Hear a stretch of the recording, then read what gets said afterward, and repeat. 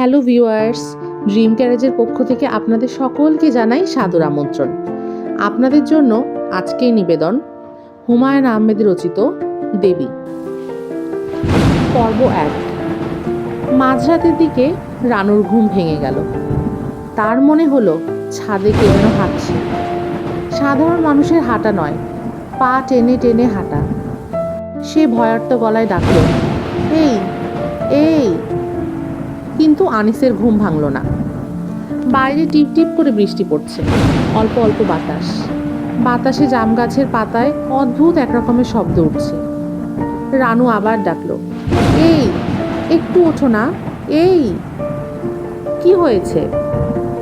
কে কে যেন ছাদে হাঁটছে। কি যে বলো, কে আবার ছাদে হাঁটবে? ঘুমাও তো প্লিজ, একটু উঠে বসো, আমার বড় ভয় লাগছে। আনিস উঠে বসল। প্রবল বর্ষণ শুরু হলো এই সময়। ঝমঝম করে বৃষ্টি। জানালার পর্দা বাতাসে পতপত করে উঠতে লাগলো। রানু হঠাৎ দেখলো জানালার শিক ধরে খালি গায়ে একটি রোগা মতো মানুষ দাঁড়িয়ে আছে। মানুষটির দুটি হাতে অসম্ভব লম্বা। রানু ফিসফিস করে বলল, ওখানে কে? কোথায় কে? ওই যে জানালায়। আহ, কি যে ঝামেলা করো, নারকেল গাছের ছায়া পড়েছে। একটু বাতিটা জ্বালাও না। রানু, তুমি ঘুমোও তো।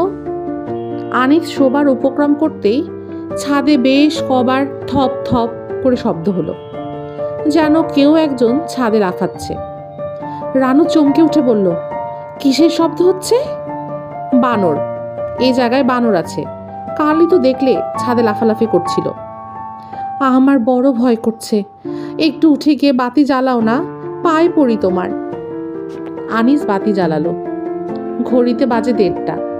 ছাদে আর কোনো শব্দ শোনা যাচ্ছে না। তবু রানুর ভয় কমলো না। সে কেঁপে কেঁপে উঠতে লাগলো। আনিস বিরক্ত স্বরে বলল, এইরকম করছো কেন? কেন জানি অন্যরকম লাগছে আমার। একটা খুব খারাপ স্বপ্ন দেখেছি। কি স্বপ্ন? দেখলাম আমি যেন। কথার মাঝখানে হঠাৎ রানু থেমে গেল। কে যেন হাসছে, ভারী গলায় হাসছে। রানু কাপা স্বরে বলল, হাসির শব্দ শুনতে পাচ্ছ? কে যেন হাসছে। কে হাসবে আবার? বানরের শব্দ, কিংবা কেউ হয়তো জেগে উঠেছে দোতলায়। আনিস লক্ষ্য করলো রানু খুব ঘামছে, চোখ মুখ রক্তশূন্য। বালিশের নিচ থেকে সিগারেটের প্যাকেট বের করলো। দেশলাই জ্বালাতে জ্বালাতে বলল, কি স্বপ্ন দেখেছিলে? দিনের বেলায় বলবো। কি যে সব কুসংস্কার তোমাদের! এখনো ভয় লাগছে? হ্যাঁ। ভয়টা কিসের? চোর ডাকাতের নাকি ভূতের? বুঝতে পারছি না। ঠিক আছে, বাতি জ্বালানোই থাক।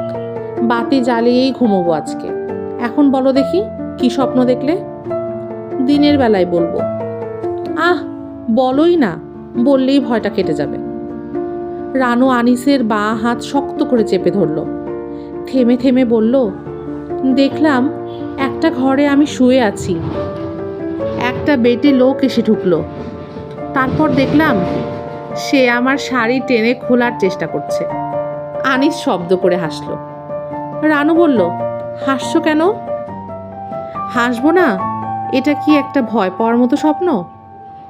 তুমি তো সবটা শোনোইনি। সবটা শুনতে হবে না, পরে কি হবে তা আমার জানা।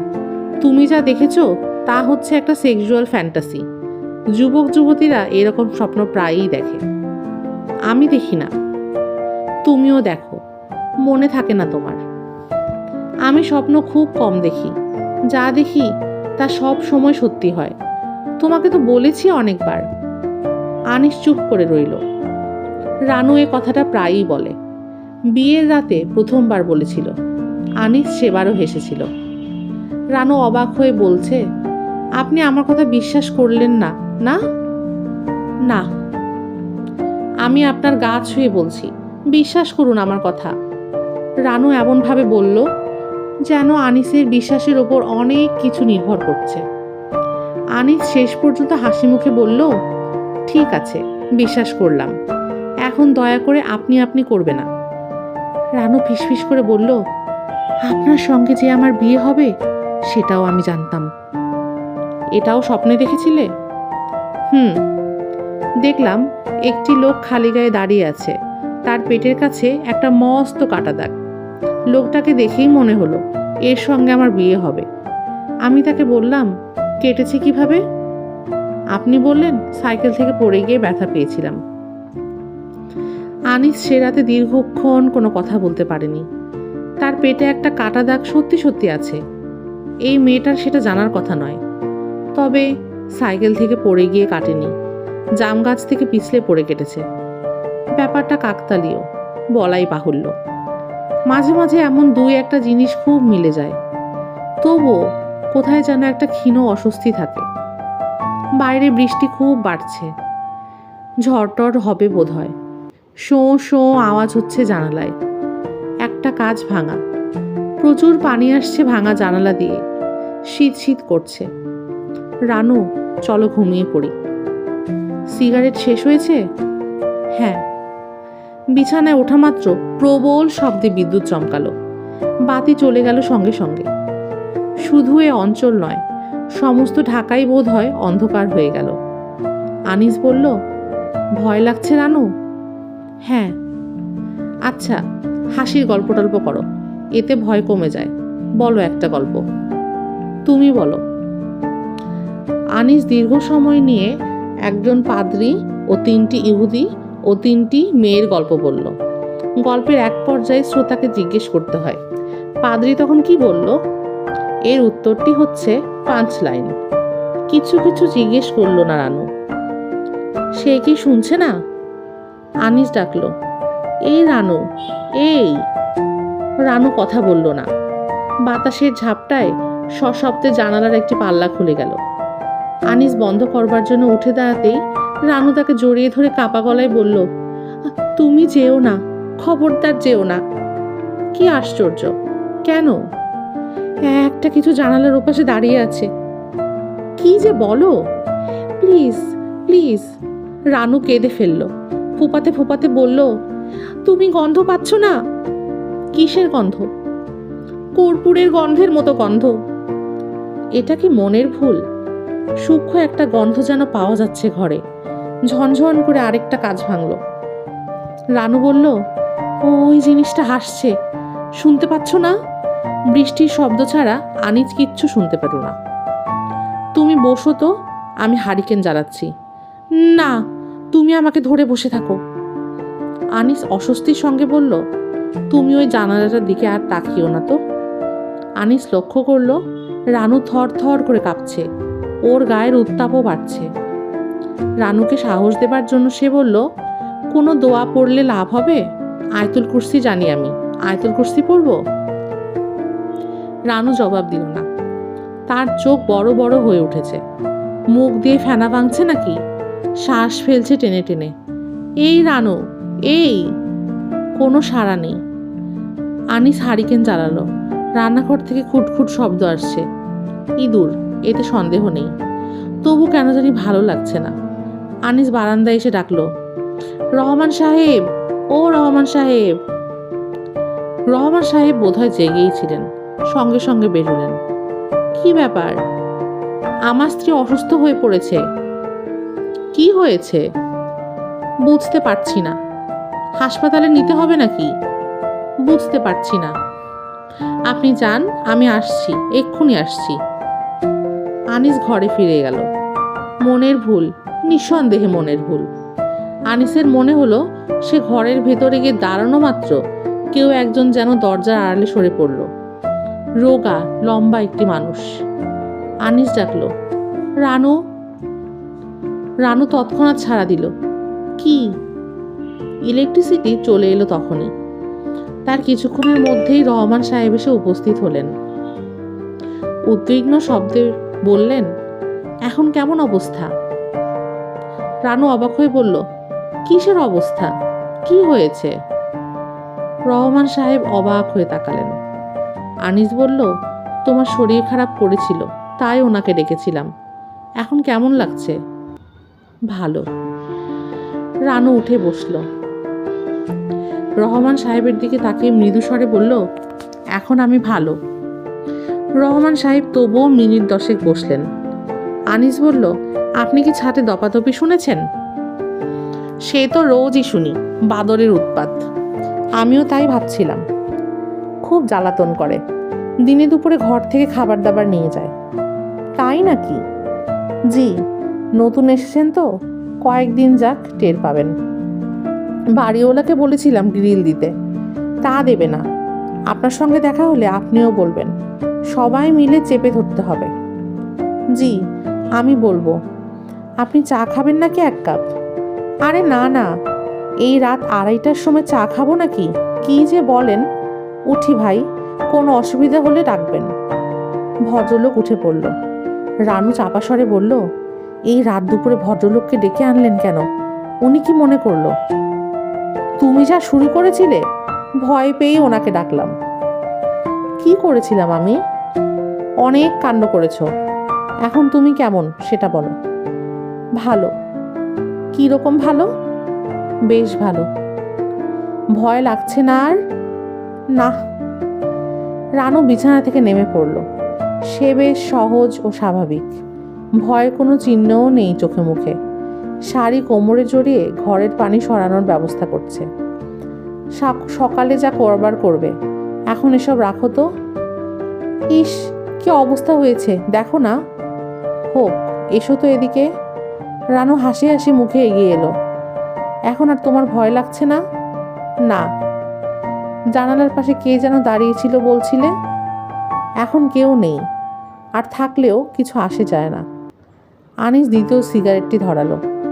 হালকা গলায় বলল, 1 কাপ চা করতে পারবে? চা এত রাতে? এখন আর ঘুম আসবে না, করো দেখে 1 কাপ। রানু চা বানাতে গেল। কিছুক্ষণের মধ্যেই পানি ফোটার শব্দ হলো। বাইরে বৃষ্টি হচ্ছে ঝমঝম করে। রানু একা একা রান্নাঘরে। কে বলবে এই মেয়েটাই অল্প কিছুক্ষণ আগে ভয়ে অস্থির হয়ে গিয়েছিল। ছাদে আবার ঝুপঝাপ শব্দ হচ্ছে। এই বৃষ্টির মধ্যে বানর এসেছে নাকি? আনিস উঠে গিয়ে রান্নাঘরে উকি দিল। হালকা গলায় বলল, ছাদে বড় ধূপধাপ শব্দ হচ্ছে। রানু জবাব দিল না। আনিস বলল, এই বাড়িটা ছেড়ে দেব। সস্তায় এরকম বাড়ি আর পাবে না। দেখি পাই কি না। চায় চিনি হয়েছে তোমার? হয়েছে। তুমি নিলে না? না, রাত দুপুরে চা খেলে আমার ঘুম হবে না। রানু হাই তুলল। আনিস বলল, এখন বলো তো তোমার স্বপ্ন বৃত্তান্ত। কোন স্বপ্নের কথা? ওই যে স্বপ্নে দেখলে একটা বেটে লোক। কখন আবার এই স্বপ্ন দেখলাম? কি যে তুমি বলো। আনিস আর কিচ্ছু বলল না। চা শেষ করে ঘুমোতে গেল। শীত শীত করছিল। রানু পা গুটিয়ে বাচ্চা মেয়ের মতো শুয়েছে। একটি হাত দিয়ে জড়িয়ে রেখেছে আনিসকে। তার ভারী নিঃশ্বাস পড়ছে। ঘুমিয়ে পড়েছে বোধহয়। জানালায় নারিকেল গাছের ছায়া পড়েছে। মানুষের মতোই লাগছে ছায়াটাকে। বাতাসে গাছের পাতা নড়ছে। মনে হচ্ছে মানুষটি হাত নাড়ছে। ঘরের ভেতর মিষ্টি একটা গন্ধ, মিষ্টি কিন্তু অচেনা। আনিস রানুকে কাছে টেনে আনলো। রানুর মুখে আলো এসে পড়েছে। কি যে মায়াবতী লাগছে। আনিস ছোট্ট করে নিঃশ্বাস ফেলল। ওদের বিয়ে হয়েছে মাত্র 6 মাস। আনিস এখনো অভ্যস্ত হয়ে ওঠেনি। প্রতি রাতেই রানুর মুখ তার কাছে অচেনা লাগে। অপরূপ রূপবতী একটি বালিকার মুখ, যাকে কখনো পুরোপুরি চেনা যায় না। আনিস ডাকলো, রানু, রানু। কোনো জবাব পাওয়া গেল না। গাঢ় ঘুমে আচ্ছন্ন রানু। আনিসের ঘুম এলো না। শুয়ে শুয়ে ঠিক করে ফেললো রানুকে ভালো একজন সাইকিয়াট্রিস্টের কাছে নিয়ে যেতে হবে। অফিসের কমলেন্দুবাবু এক ভদ্রলোকের কথা প্রায়ই বলেন, খুব নাকি গুণী লোক, মিশির সাহেব। দেখালে হয় একবার মিশির সাহেবকে। রানু ঘুমের ঘোরে খিলখিল করে হেসে উঠল। অপ্রকৃতিস্থ মানুষের হাসি শুনতে ভালো লাগে না, গা ছমছম করে। পর্ব 2। ভদ্রলোকের বাড়ি খুঁজে বের করতে অনেক দেরি হলো। কাঁঠাল বাগানের এক গলির ভেতরে পুরনো ধাঁচের বাড়ি। অনেকক্ষণ কড়া নাড়বার পর অসম্ভব রোগা এক ভদ্রলোক বেরিয়ে এলেন। বিরক্ত মুখে বললেন, কাকে চান? মিশির সাহেবকে খুঁজছি। তাকে কি জন্য দরকার? জি, আছে একটা দরকার। আপনি কি মিশির সাহেব? হ্যাঁ, দরকারটা বলেন। রাস্তায় দাঁড়িয়ে সমস্যার কথা বলতে হবে নাকি? আনিস অস্বস্তি বোধ করতে লাগলো। কিন্তু ভদ্রলোকের ভাবভঙ্গি এরকম যে বাইরেই দাঁড় করিয়ে রাখবেন, ভেতরে ঢুকতে দেবেন না। আনিস বলল, ভেতরে এসে বলি। ভেতরে আসবেন? ঠিক আছে, আসুন। মিসির সাহেব যেন নিতান্ত অনিচ্ছায় দরজা থেকে সরে দাঁড়ালেন। ঘন অন্ধকার, 3-4টা বেতের চেয়ার ছাড়া কোনো আসবাবপত্র নেই। বসুন আপনি। আনিস বসল। ভদ্রলোক বললেন, আজ আমার শরীর ভালো না, আলসার লাগছে, ব্যথা হচ্ছে এখন। তাড়াতাড়ি বলেন, কি বলবেন? আমার স্ত্রীর একটা ব্যাপারে আপনার কাছে এসেছি। আপনার নাম শুনেই এসেছি। আমার নাম শুনে এসেছেন? জি। আমার এত নামটা কাছে তা তো জানতাম না। স্পেসিফিক্যালি বলুন তো, কার কাছে শুনেছেন? আনিস আমতা আমতা করতে লাগলো। ভদ্রলোক অসহিংস স্বরে বললেন, বলুন, কে বলল? আমাদের অফিসের একজন ভদ্রলোক, কমলেন্দু বাবু। আপনি নাকি তার বোনের চিকিৎসা করেছিলেন? ও আচ্ছা, চিনেছি, কমলেন্দু। শোনেন, আমি কিন্তু ডাক্তার না, জানেন তো? জি স্যার, জানি। আচ্ছা, আগে 1 কাপ চা খান, তারপর কথা বলবো। রুগীটি কে বললেন? আপনার স্ত্রী? জি। বয়স কত? 16-17। বলেন কি? আপনার বয়স তো মনে হয় 40-এর মতো, ঠিক না? আনিস শুকনো গলায় বলল, আমার 37। এই রকম অল্প বয়সী মেয়ে বিয়ে করেছেন কেন? এটা আবার কেমন প্রশ্ন? আনিসের মনে হলো কমলেন্দুবাবুর কথা শুনে এখানে আসাটা ঠিক হয়নি। ভদ্রলোকের নিজেরই মনে হয় মাথা ঠিক নেই। একজন অপরিচিত মানুষকে কেউ এরকম কথা জিজ্ঞেস করে? বলুন বলুন, এরকম অল্প বয়সী মেয়ে বিয়ে করলেন কেন? হয়ে গেছে আর কি। বলতে চান না বোঝা যাচ্ছে। ঠিক আছে, বলতে হবে না। চার কথা বলে আসি, চা খেয়ে তারপর শুরু করব। ভদ্রলোক আনিসকে বাইরে বসিয়ে ভেতরে চলে গেলেন। তারপর আর আসার নামগন্ধ নেই। 8-9 বছরের একটি বাচ্চা মেয়ে 1 কাপ দারুণ মিষ্টি স্বর ভাষা চা দিয়ে চলে গেল। তারপর আর কোনো সারা শব্দ নেই। দেখতে দেখতে সন্ধ্যা হয়ে যায়। আনিস বেশ কয়বার কাশল, 2 বার গলা উঁচিয়ে ডাকলো, বাসায় কেউ আছেন? কোনো সাড়া নেই। কি ঝামেলা! কমলেন্দু বাবু অবশ্য বারবার বলে দিয়েছেন এই লোকের কথাবার্তার ঠিক ঠিকানা নেই। তবে লোকটা অসাধারণ। আনিসের কাছে অসাধারণ কিছু মনে হয়নি, তবে চোখের দৃষ্টি খুব তীক্ষ্ণ। এইটি অবশ্য প্রথমেই চোখে পড়ে। আর দ্বিতীয় জিনিসটি যা চোখে পড়ে সেটা হচ্ছে তার আঙুল, অস্বাভাবিক লম্বা লম্বা সব কয়টা আঙুল। এই যে অনেকক্ষণ বসিয়ে রাখলাম। না না, ঠিক আছে। ঠিক থাকবে কেন? ঠিক না। লোকটি এই প্রথমবার হাসলো, থেমে থেমে বলল, আলসার আছে তো, ব্যথায় কাহিল হয়ে শুয়েছিলাম, অমনি ঘুম চলে এলো। আমি তাহলে অন্য একদিন আসি? না, এসেছে যখন বসুন। চা দিয়েছিল? জি। বেশ, এখন বলুন, কি বলবেন? আনিস চুপ করে রইল। এইটা এমন একটা ব্যাপার যা চট করে অপরিচিত কাউকে বলা যায় না। ভদ্রলোক শান্ত স্বরে বললেন, আপনার স্ত্রীর মাথা ঠিক নেই, তাই তো? জি না স্যার, মাথা ঠিক আছে। পাগল নন?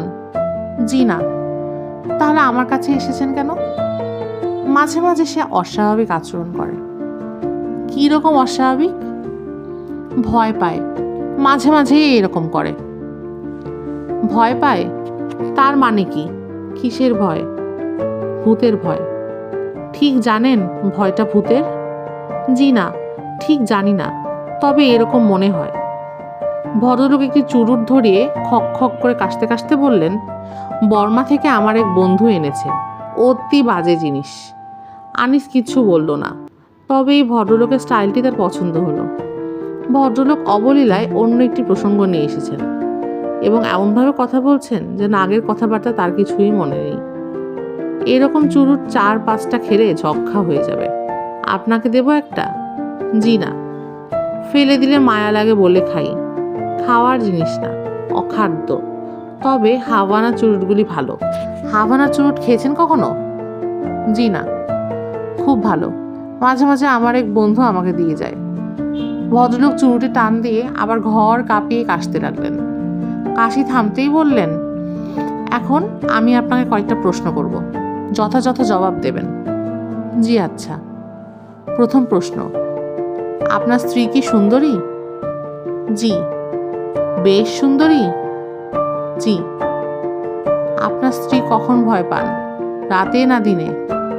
সাধারণত রাতে, তবে একবার দুপুরে ভয় পেয়েছিল। ভয়টা কী রকম সেটা বলেন। মনে হয় কিছু একটা দেখে। সববার একই জিনিস দেখেন না এক একবার এক এক রকম জিনিস? এটা আমি ঠিক বলতে পারছি না। এই সময় কি তিনি কোনো রকম গন্ধ পান?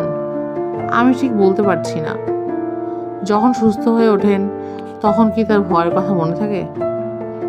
বেশিরভাগ সময়ই থাকে না, তবে মাঝে মাঝে থাকে। আপনার স্ত্রীর স্বাস্থ্য নিশ্চয়ই খারাপ? জি। উনি প্রথম কখন ভয় পেয়েছিলেন বলতে পারেন? জি না, তবে খুব ছোটবেলায়।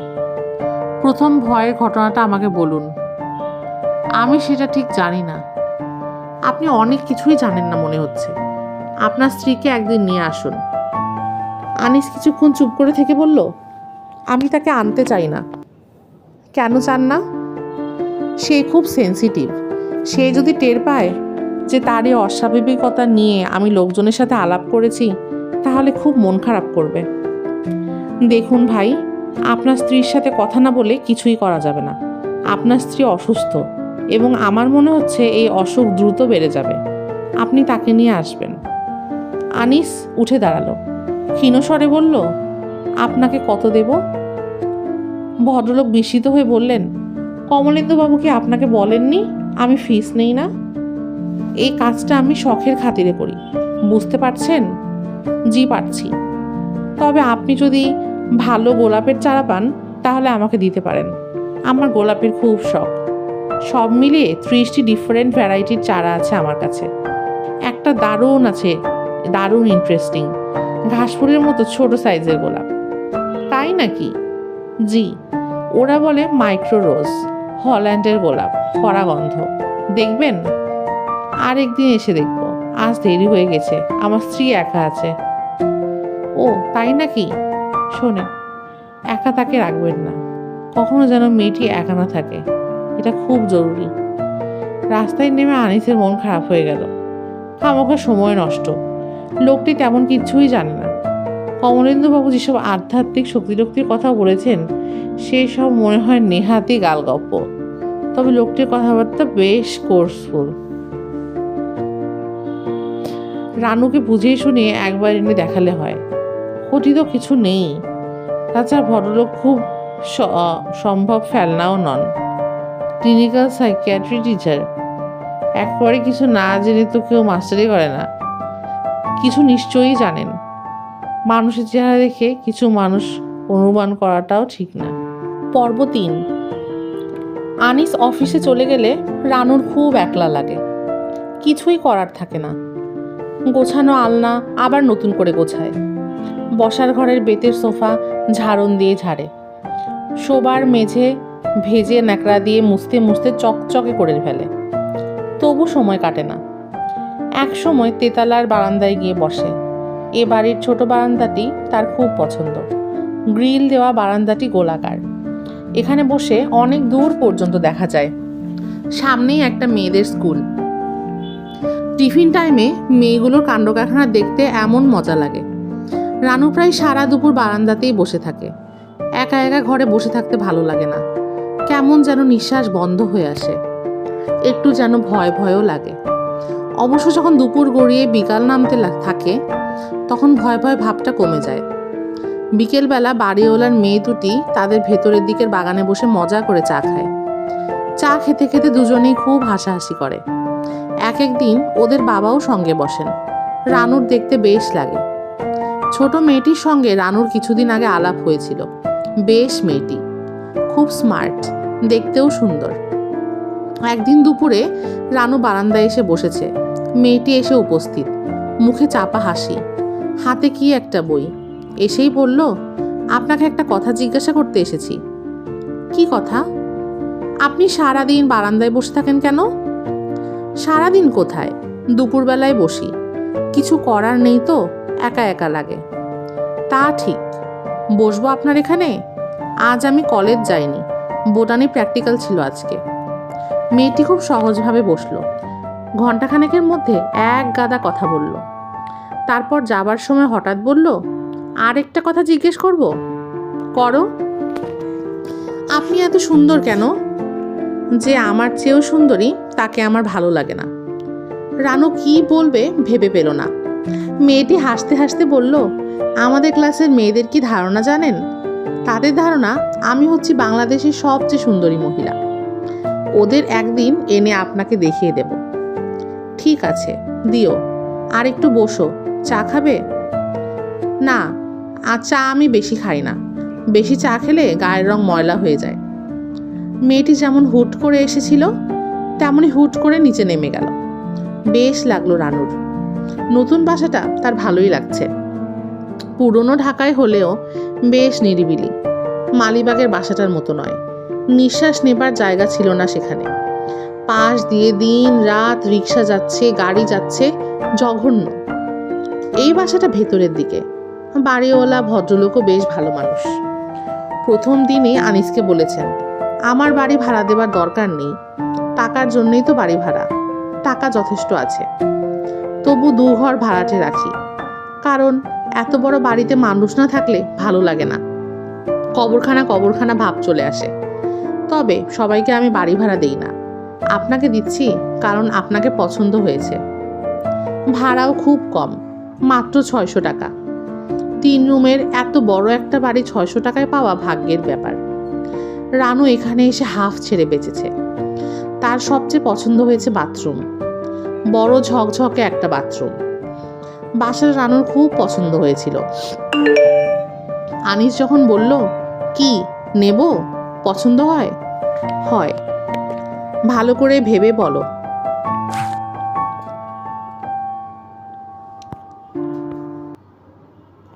নেব কিনা? ভালো করে ভেবে বলো নেব কিনা। 2 দিন পর যদি বলো পছন্দ না, তাহলে মুশকিলে পড়ব। মালিবাগের বাসাটা ভালো ছিল, শুধু শুধু বদলালাম। এই বাসাটাও ভালো। রানু খুব খুশি। নতুন বাসা সাজালো, নিজেই পর্দা কিনে আনলো, সারা রাত জেগে সেলাই করলো। তার উৎসাহের সীমা নেই। বুঝলে রানু, সবার সঙ্গে মিলেমিশে থাকবে, অন্যদের বাসায় যাবে টাবে। একা একা থাকার অভ্যেসটা ভালো না। যাবে তো? যাব। একা থাকলে মানুষের মধ্যে নানান রকম প্রবলেম দেখা যায়, বুঝলে? সব ভাড়াটেদের সঙ্গে খাতির রাখবে।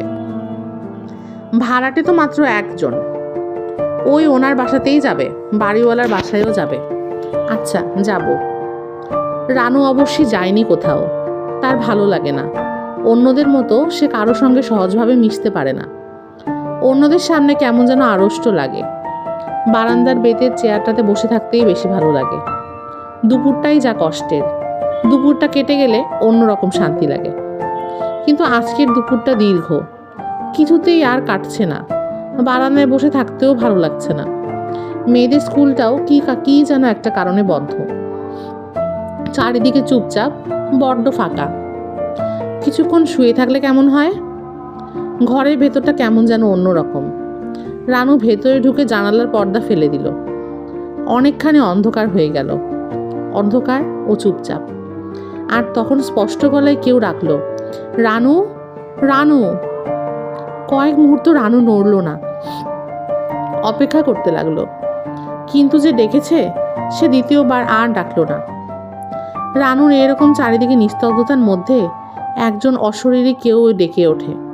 অসংখ্যবার শুনেছে এই ডাক। কে সে? কোত্থেকে আসে সে? রানু ফিসফিস করে বলল, কে? কোনো জবাব পাওয়া গেল না। কে তুমি? জানালার পর্দাটা শুধু কাঁপছে। বিকেল হয়ে আসছে। রানু ছোট্ট একটি নিঃশ্বাস ফেলে বারান্দায় এসে দাঁড়ালো। নিচের বাগানে বাড়িওয়ালার বড় মেয়েটি হাঁটছে। নীলু বোধহয় ওর নাম। এই মেয়েটি তার বোনের মতো নয়, গম্ভীর, কথাবার্তা প্রায় বলেই না। তবু ওকে দেখলে রানুর মনে হয় মেয়েটি বড় ভালো, মায়াবতী মেয়ে। রানু দেখল বিষণ্ণ ভঙ্গিতে মেয়েটি একা একা বসে আছে। তার ইচ্ছে হলো নিচে নেমে ওর সঙ্গে কথা বলে, কিন্তু সে গেল না।